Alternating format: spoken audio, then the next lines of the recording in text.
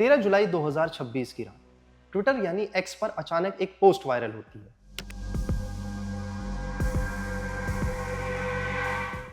इस पोस्ट में दावा किया जाता है कि बलूचिस्तान आजाद हो चुका है।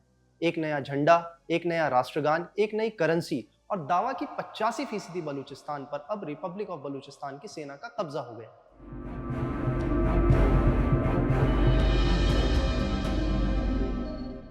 यह खबर देखते ही देखते जंगल में लगी आग की तरह फैल जाती है। पड़ोसी मुल्क पाकिस्तान के साथ साथ हिंदुस्तान में भी इस पर चर्चा होने लगती है। मगर अब सवाल उठता है, बलूचिस्तान की आजादी का ऐलान किया किसने और क्यों और किससे?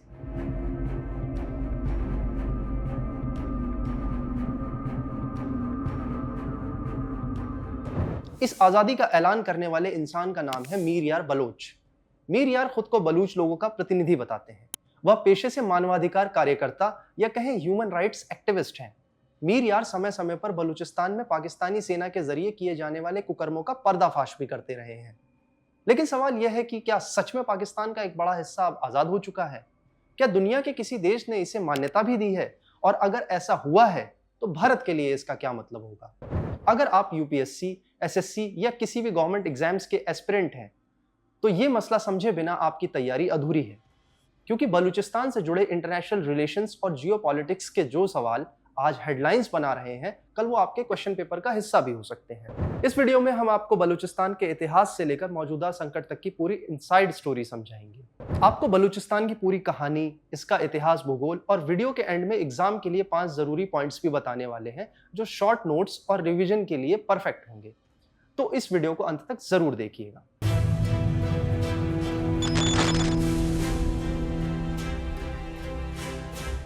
हाय, मेरा नाम है अनवर और आप देख रहे हैं एनबीटी टेकेट की स्पेशल वीडियो सीरीज दुनिया डिकोडेड।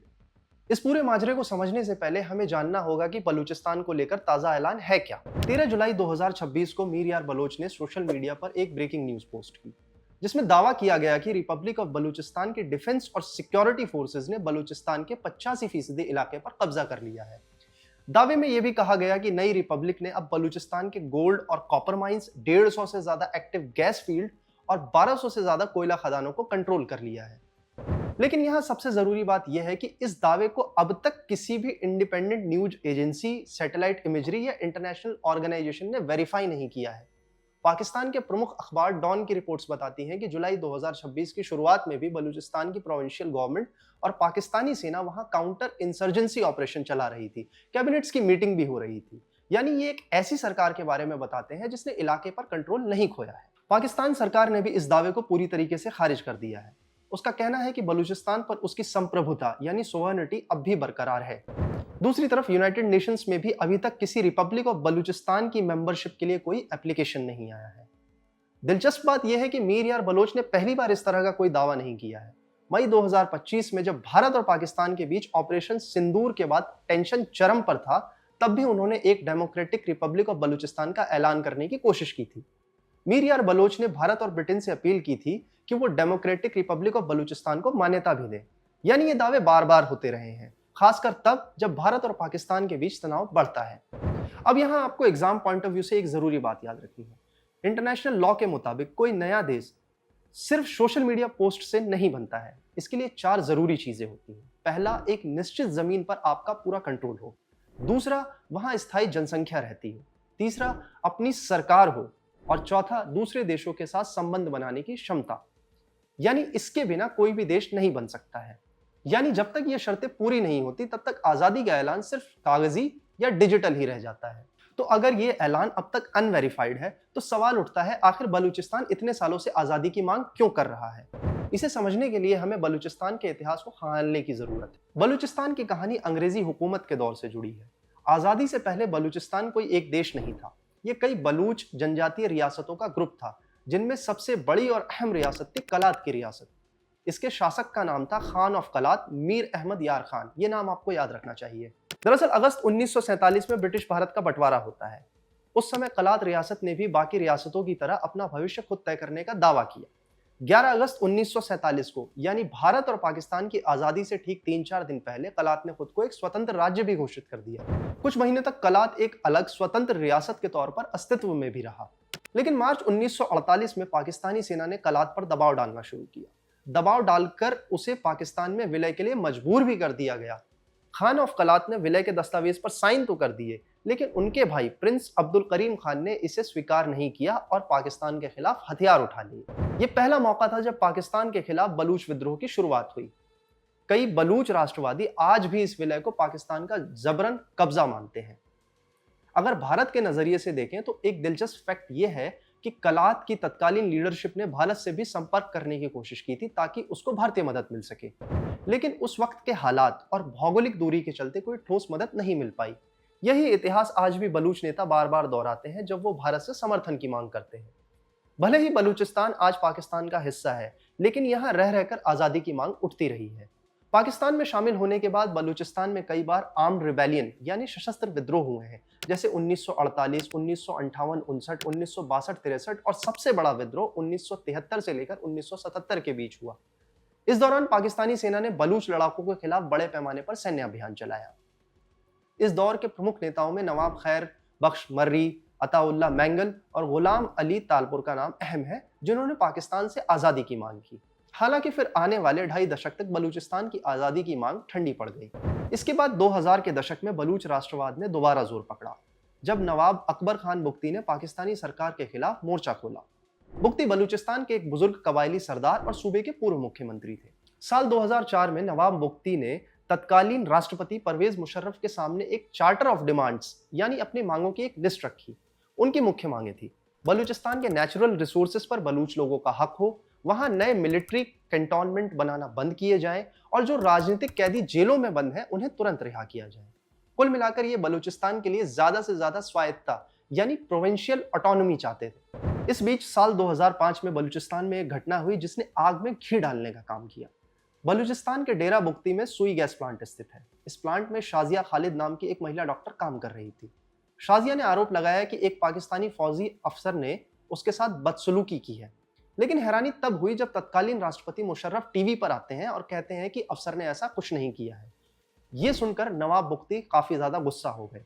उन्होंने मुशर्रफ से अफसर के खिलाफ कार्रवाई करने की मांग की। हालांकि एक्शन नहीं लिए जाने के बाद उनके समर्थकों ने सुई गैस प्लांट पर हमला कर दिया। इस घटना की वजह से पूरे पाकिस्तान में गैस की सप्लाई ठप हो गई। जवाब में पाकिस्तानी हुकूमत ने वहां पर भारी फौज भी तैनात कर दी। धीरे धीरे बलूचिस्तान में हालात बिगड़ने लगे। मामला तब और भी ज्यादा हाथ से निकलने लगा जब दिसंबर 2005 में यहां पाकिस्तानी सेना के हेलीकॉप्टर पर हमला हुआ। इस अटैक में कई अधिकारी मारे गए। फिर अगले साल मार्च 2006 में एक और दिल दहला देने वाली घटना हुई। डेरा बुगती में शादी की एक बस जा रही थी जो एंटी टैंक माइन की चपेट में आ गई। एक जबरदस्त धमाका हुआ और बस में सवार 28 लोगों की मौत हो गई। सरकार ने इसका इल्जाम सीधे तौर पर बुगती के समर्थकों पर मढ़ दिया। हालांकि इसकी पुष्टि आज तक नहीं हो पाई है। इस बीच 26 अगस्त 2006 के पाकिस्तानी सेना के एक ऑपरेशन में नवाब बुगती की मौत हो गई। अपनी नेता की मौत से बलूच लोगों के मन में गुस्सा और भी ज्यादा भर गया। इसने मौजूदा दौर के सशस्त्र आंदोलन जैसे बलूचिस्तान लिबरेशन आर्मी यानी BLA को नई ताकत दी है। तो ये था बलूचिस्तान का इतिहास। यहाँ एग्जाम पॉइंट ऑफ व्यू से आपको 2 चीजें याद रखनी है। पहला, कलात का पाकिस्तान में मिलना। कलात का पाकिस्तान में विलय 27 मार्च 1948 को हुआ। ये तारीख एग्जाम में बार बार पूछी जाती है। दूसरी जो चीज है वो है नवाब अकबर खान बुगती की मौत, जो 26 अगस्त 2006 को पाकिस्तानी सेना के एक ऑपरेशन में हुई। अब आप बलूचिस्तान के इतिहास को अच्छी तरह समझ गए होंगे। अब सवाल उठता है, आखिर आज भी 75 साल बाद भी बलूच लोग आजादी की मांग क्यों कर रहे हैं? वो समस्या क्या है जो आज तक हल नहीं हुई है? इस सवाल का जवाब जानने के लिए हमें बलूचिस्तान की ज्योग्राफी को समझना होगा। बलूचिस्तान पाकिस्तान का सबसे बड़ा प्रांत है। क्षेत्रफल के हिसाब से पाकिस्तान का करीब 44% हिस्सा है, लेकिन यहाँ रहने वाली आबादी सिर्फ 5 से 6% ही है। सबसे बड़ी विडंबना यह है कि इतना बड़ा और नेचुरल रिसोर्सेज से भरा प्रांत होने के बाद भी बलूचिस्तान पड़ोसी मुल्क का सबसे गरीब और सबसे कम विकसित इलाका है। यही वजह है कि लोग अब पाकिस्तान से अलग होना चाहते हैं। बलूच लोगों की पहली बड़ी शिकायत है कि नेचुरल रिसोर्सेज का एक्सप्लॉयटेशन किया जाता है। बलूचिस्तान में सुई गैस फील्ड जैसे बड़े नेचुरल गैस भंडार हैं, गोल्ड और कॉपर की माइंस हैं और ग्वादर जैसा स्ट्रेटेजिक पोर्ट भी है। लेकिन बलूच लोगों का आरोप है कि इन रिसोर्सेज की कमाई इस्लामाबाद और पाकिस्तानी पंजाब चली जाती है। जबकि लोकल लोगों को बेसिक सुविधाएं जैसे बिजली, पानी, शिक्षा और स्वास्थ्य तक नसीब नहीं होता है। दूसरी बड़ी शिकायत है पॉलिटिकल रिप्रेजेंटेशन की कमी। बलूच नेताओं का कहना है कि पाकिस्तान केंद्र सरकार में उनकी आवाज लगभग ना के बराबर है और हर बड़े फैसले उनकी तरफ थोप दिए जाते हैं। तीसरी शिकायत है मानवाधिकार उल्लंघन। पाकिस्तानी सेना पर आरोप लगते रहे हैं कि वह यहां पर बलूच लोगों को जबरन गुमशुदा करवा देती है। सिर्फ इतना ही नहीं, बल्कि जो आजादी की मांग करता है उनका फर्जी एनकाउंटर कर दिया जाता है और कुछ केसेस में तो लोगों को टॉर्चर भी किया जाता है। ह्यूमन राइट्स ऑर्गेनाइजेशंस की रिपोर्ट में हजारों बलूच एक्टिविस्ट और आम नागरिकों के गायब होने का जिक्र भी मिलता है। आजादी की मांग के पीछे चौथी बड़ी वजह है चीन पाकिस्तान इकोनॉमिक कॉरिडोर यानी सीपैक और ग्वादर पोर्ट प्रोजेक्ट। बलूच लोगों का आरोप है कि चीन के इन्वेस्टमेंट से बलूचिस्तान की जमीन और रिसोर्सेज को लूटा जा रहा है, लेकिन इसका उन्हें सीधे तौर पर कोई फायदा नहीं मिल रहा है, बल्कि उन्हें अपनी जमीनें गंवानी पड़ रही हैं। अब आप समझ गए होंगे कि बहुत से लोग आजादी क्यों चाहते हैं।